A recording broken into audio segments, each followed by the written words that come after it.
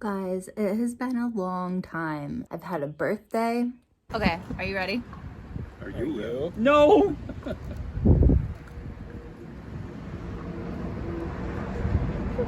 Pretty smooth. Wow! She does that every day. I have a robot to clean my apartment.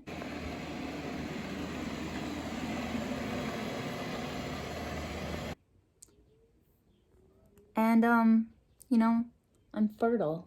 There's like life growing on my balcony.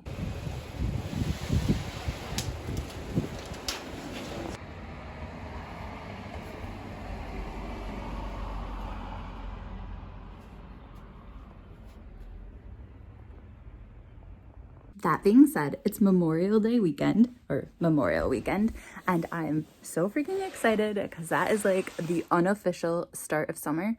I thought I would check in with you and let you know what I am in the middle of reading, and then also just kind of chat it up with you and just take you with me over the course of this weekend where I try to relax and live it up. So the first book I'm reading is a read-along sort of thing with Marcella, and I will link her below, but I am just really excited to be reading this. We are, most of us, rereading East of Eden by John Steinbeck. For me, it's been since high school. I can't exactly remember what grade, but I know it was in either some sort of honors English class or AP English or something of that extent. I remember what teacher I read it with. And I remember just going into it knowing basically nothing about it and then seeing all the parallels between this story and the Bible and just revisiting it so far. We've only read the first part, but I am just blown away with the writing, the descriptions. It's so, so beautiful. And then the part where Kathy, like our main villain, was introduced was so powerful, so good. Like, I just wanted to stand on a table and cheer because just the introduction was perfect. Comparing her to a monster and just the whole description. Oh my gosh, it was so good. The other book that I'm reading, and it's slow going but also amazing at the same time, is The Making of Another Major Motion Picture Masterpiece by Tom Hanks. This is actually signed by the author, by Tom Hanks. And like I said, I'm taking it slow, but I'm really loving it so far. Basically tells the story of a movie being made, but there's all these different characters that are being followed because obviously a movie involves just like loads of people working hard in all various roles to put it together. And the story starts off with this kid, and the kid kind of has a traumatic event that involve comic books. And so what I think is really cool, and I had no idea, I know that Tom Hanks is a really good writer, so I already knew this book was going to be good. But I guess what I didn't realize is that kind of to show the connection between this character and his love of his connection to comic books, there's actually comic books interspersed throughout this, almost as like, I don't know, bookmarks or kind of like transitions between things. There's a full color one, and it's like an entire comic book kind of. And then somewhere I can't really find it with just one hand. Oh, there's a black and white one as well. And I just think that's so creative to kind of have this mixed media sort of story. I'm not sure how much there's going to be comic books interspersed. I'm listening to it on audio, but then also reading it because I don't want to miss the comics or anything else that's just in there as an added bonus. But then I love the audio of it. There's so many good readers that are reading it. And then Tom Hanks also reads one of the parts as well. So it's kind of like transitioning between Tom Hanks and then like a different voice for one of the female characters, and then now someone else started talking. And yeah, so there's a bunch of actors. It's not just Tom Hanks, but because he does read it, it does make it extra amazing. Hey guys, I'm on my way to work. I just have to open this historic, aka haunted house, for a wedding today, but I haven't checked in with you guys in a while. So it is Sunday now. Yesterday I had the best day. Oh my gosh, it was like Memorial Day, which is tomorrow, Monday, is like the unofficial start of summer in the United States, and yesterday was just like the perfect summer day. Basically I had a massage, Then I dropped some books off at the free bookstore just to donate them. And then I met up with my brother, sister-in-law, and nephew at this park, and we did this loop. It's like called the Beechwood Boardwalk Loop or something like that. And we did it 2 times around, so it ended up being like more than 3 miles. So it was a really nice walk. We sat down in a park and just hung out for a little bit on a blanket, hanging out with my nephew, who is like 10 months old now. And then we went to this place that was new to me called Tiki Boys, boys spelled like B-O-I-Z. And oh my gosh, it is the best place if you're like a vegetarian or a vegan. They have bowls, and then they have like kind of like islandy plates where you can get different things. The thing that I heard I needed to get was a watermelon poke, but they were out. So I had jackfruit, rice, I'm almost in line it's almost my turn at Starbucks. So I will tell you later. Okay, sorry. So I ended up getting like this bowl that had like vegetable fried rice in it, and then teriyaki jackfruit, like a slaw of some sort. I think it was a citrus slaw, cucumbers, avocado, and then this sauce that was super, super good. And then I got a side of sweet potato fries just because I've been craving sweet potato fries for like a week. And they were the best sweet potato fries that I think I can find around here. So yeah, super, super good. Anyway, then the rest of the afternoon, I just read, I took a nap, I read some more. I finished all of Lucy by the Sea, which was such a warm hug. Like, I love Liz Strout. I love all her books. Her writing style just has this comforting cadence almost to me, and to read another Lucy book. Lucy's my favorite character. Well, I love Olive too, but it was just such a comfort. And hang on, it also was almost like a time capsule because it was basically Lucy's experience of the pandemic. Lucy is a fictional character if you are not familiar with the Lucy books by Liz Strout. But yeah, it was just so comforting to, I guess, like hear her thought. Well, first of all, to hear her voice, because her voice is just so, I don't know, distinct, I guess. But then to hear her experience of the pandemic, it just felt so familiar, and so not familiar as well. And I just felt like it was almost like a time capsule that you want on your shelf so that you can remind yourself of what the pandemic was like, or maybe share it with other people who are going to have no idea of what it was like.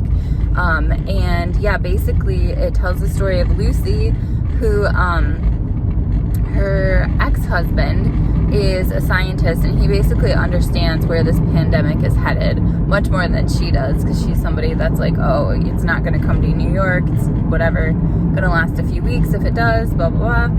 And he like, no, he gets it. So he moves her to Maine, and so it's a woman and her ex-husband living in a home in Maine on the ocean, just living the pandemic life together and surviving in lockdown, and just all the complexities of relationships and of life and of everything in the pandemic. I loved it so much, and that probably doesn't sound comforting to read a book about a pandemic, but I just found it like a warm hug.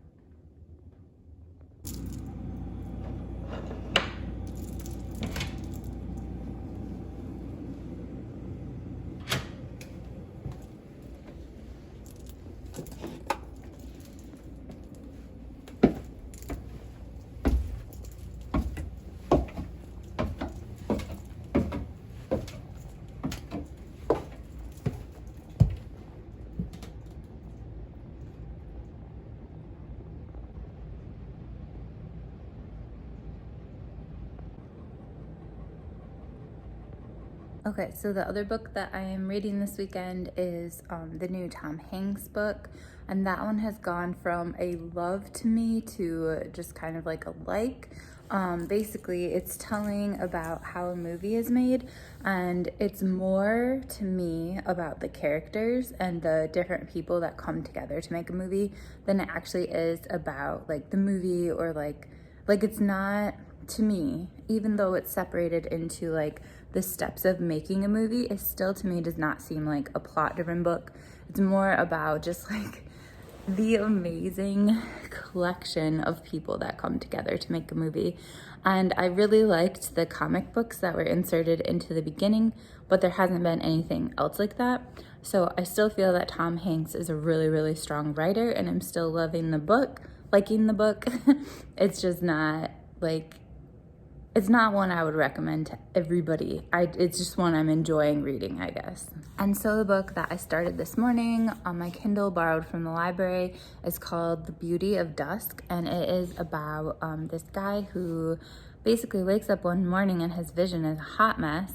And at this point in the book, it appears that he has had a very small, minor stroke that has impacted his vision, and that it's a 40% chance that it's going to impact his other eye as well. Like not impact his other eye, but like that it could happen again and impact his other eye.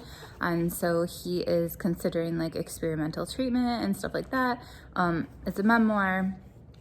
And it's just really interesting to hear his perspective because he, like myself, basically feel that like pretty much anything that happens can be fixed for the most part. Like obviously there's some situations that are terminal and stuff like that, but if you just have like a problem, I think there's this interpretation that like medicine can fix it, or there'll be some treatment that you can have. And in this case, at least in chapter 1, there's nothing he can really do. It just is what it is. And so he just describes his vision as just being like hazy or blurry or like almost dreamlike in one of his eyes, and then the other eye is fine. So yeah, I don't know, I'm really liking it. It's written by a journalist, and it's just really well written. Okay, so the people were a little bit late arriving for their wedding, which is perfect because I get more hours. And they seemed so nice. Like they're gonna have the best day, the best weather for their wedding. Anyway, so I don't know if you guys remember, but last summer I went backpacking with Lindsay. She has not posted on her channel in a while because her life has taken an interesting turn. But I'm going backpacking again, same place, different route, with my best friend in the entire world, Colleen. Basically right before school starts. So I like didn't know my calendar for school. And so I just kind of like went back a couple weeks as a buffer before I thought school was going to start. And this summer we're actually adjusting our school calendar so that we start before Labor Day. And so basically I'm driving to the UP on a Thursday, backpacking Friday, Saturday, and Sunday. And somehow on Sunday I have to finish backpacking, eat a huge meal, drive all the way back to where I live, and like get my stuff unstinky and aired out and all that stuff, and then somehow show up at work the next day for our very first day back at work. But anyway, this summer basically I just need to get ready for that trip. Like I said, we're taking a different route, so it'll be really nice. One of the nights we are actually going to be just by this lake that's like a little bit further inland, so it's away from Lake Superior, and I just feel like it's gonna be just really beautiful and kind of away from the hustle and bustle of everything. Not like that trail gets really busy, like it's definitely populated and you're gonna see a lot of people on the trail, but it's not like, I mean, you do still get to experience nature and stuff like that. It's not like it's too busy, but I just think this will be so nice to just sleep by a lake. But anyway, the point is that I need to get back in backpacking shape. So, because I'm so close to a park anyway, I'm just gonna hike for a bit today before I head home.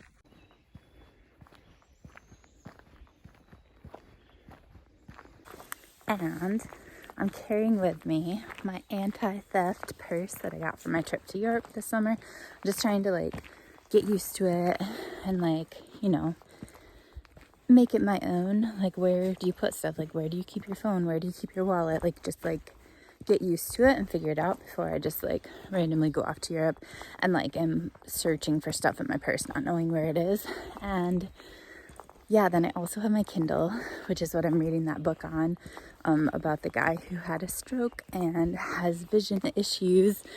And it's just so good so far. I know I talked about it inside the house, but basically, like, he just talks about how people talk about blindness as like you can see or you can't see.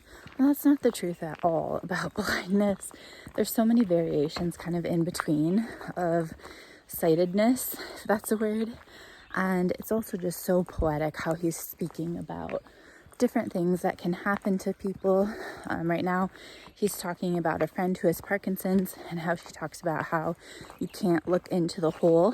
And basically that means you just have to live life in the moment and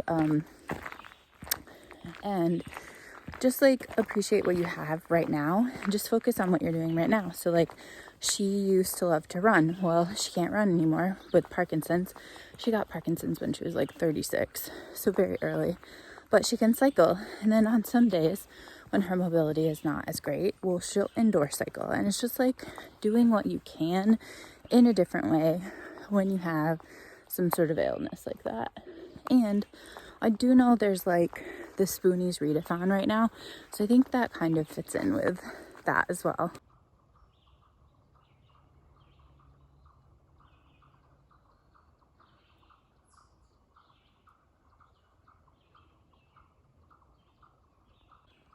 I love the sounds of nature so much. Gosh, it's gorgeous out here. So green right now.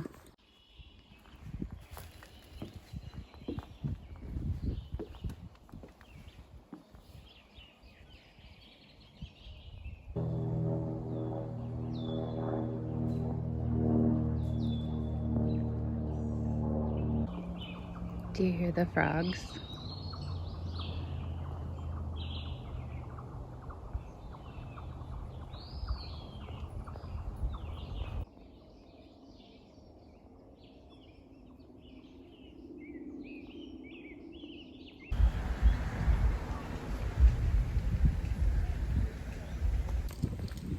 It is Memorial Day.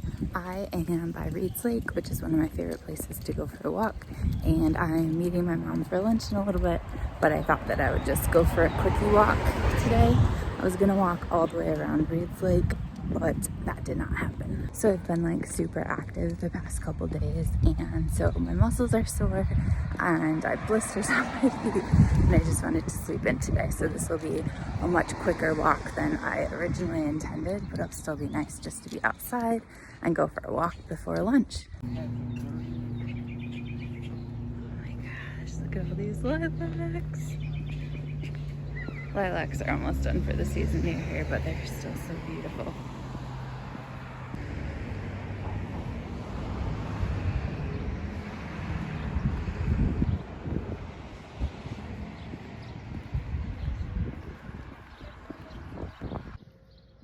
Look at that beautiful garden.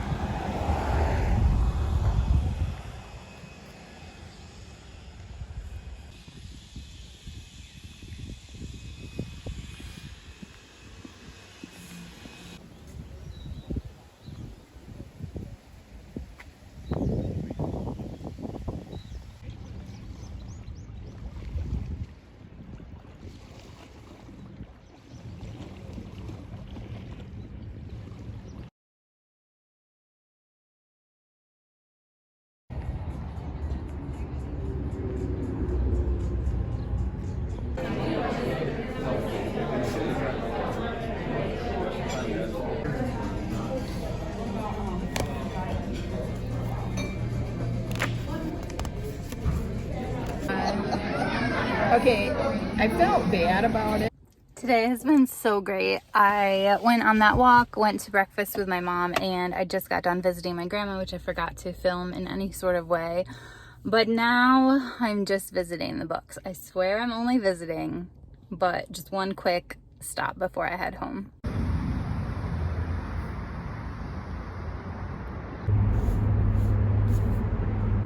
Just visiting, I'm just visiting, I'm just visiting. Okay, I escaped with just one book, which is kind of what I would like to do, is get to the point where I can just go to the bookstore, grab a book, and that's the book I'm reading for a little bit. So this is called The Postcard, and I think it's a World War II novel signed by the author. I'll read the inside in a second to tell you what it's about. Okay, it's really hot in my car, but basically, apparently it's a beloved French novel, and blah blah blah. January 2003, together with the usual holiday cards, an anonymous postcard is delivered to this family home in Paris. On the back, names of Anne Barrest, maternal great-grandparents, Ephraim and Emma and their children, Naomi and Jacques, all killed at Auschwitz. 15 years after the postcard is delivered, and the heroine of this novel is moved to discover who sent it and why. Aided by her chain-smoking mother, friends, a private detective, a graphologist, and many others, she sets out to discover the fate of the Rabinovich family. What emerges is a moving saga, I'm getting really hot, that shatters long-held certainties about Anne's family, her country, and herself. So, sounds really good. So yeah. I am going to finish the book I'm reading, which is super short, and then I'm going to move on to that tonight.